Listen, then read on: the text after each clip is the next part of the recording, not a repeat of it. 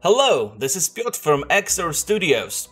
We are still working from home, but I must assure you that the work on the game is progressing very well. Today I want to talk about something that hasn't changed since the beginning of the Riftbreaker, since we started showing off the game to you like 1 year ago. Ever since we announced the game, a lot of elements have changed over time. We added new visuals, we added new weapons, new biomes, we added mods, we added new buildings, we added lots of stuff. But one thing remained the same, and those were monsters. We only had 3 kinds of monsters. Those 3 kinds are little canoptrics, slightly larger arachnoids, and the biggest, Hemeroceroses. Now, we did add some variation to those. We did add new skins and alpha and ultra variations, but it was still not the same as adding new beasts to our bestiary. There are various reasons why you had to wait so long for a new creature to appear in the game.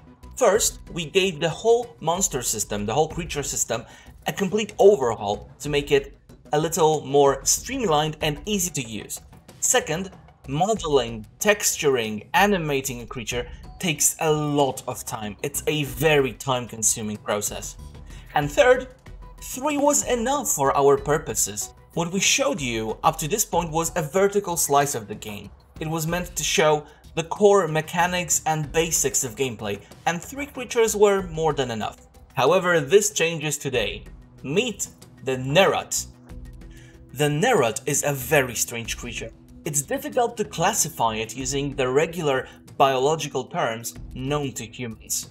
The Gnerot is very large. The biggest specimens outgrow even the biggest of Hemeroceroses. Appearance-wise, Gnerots are more or less humanoid, because they have 2 arms, 2 legs. You can clearly see that they have a head, but that's where the similarities end. The material that covers Gnerot's bodies resembles gravel, dirt, rock, some weird mixture of them all. We are not entirely sure whether it's a product of their skin, or if it is the skin, or if they just stick what they find on the ground to themselves, and it's going to be up to you to find that out. The large appearance and stony-like nature would suggest sluggish and slow movements, but that's far from the truth.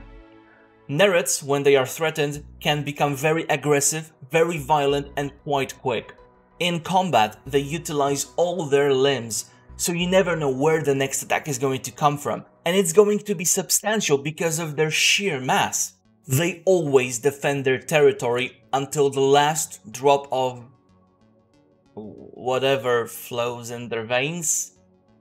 They are primarily active during the day, but it's not uncommon to see these creatures roaming the flats of Galatea 37 during the night.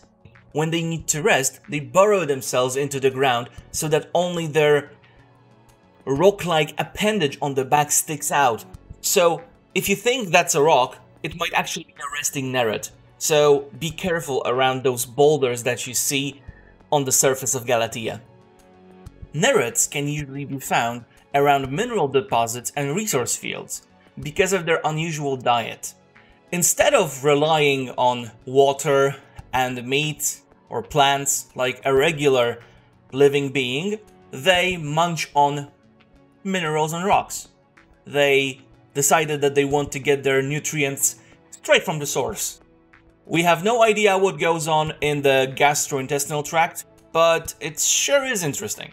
What you should know, however, is if you want to make use of resources from a field that a Gnerot particularly likes, well, you will have to fight for it. Everything that you see here is very much work in progress. It's not final. We are giving the Gnerots their finishing touches, but as soon as we are ready to show them off, we will do so, of course, on the stream. Of course, join our Discord.